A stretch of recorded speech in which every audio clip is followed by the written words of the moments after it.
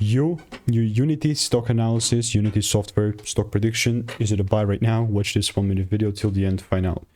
As I'm just looking and observing Unity software, I can tell you one thing, and that one thing is that it's pumping up quite alright, right? Although today was not the most bullish thing, I'm looking at it from a broader picture.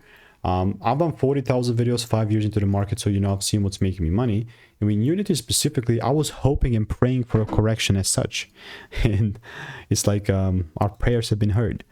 With all that to say is that I'm looking to double down, not in a random way though. You know, I'm still very wary of my rules.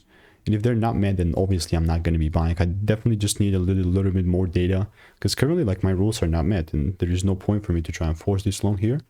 Again, I will always just advise stick to your own edge, you know, whatever's working for you.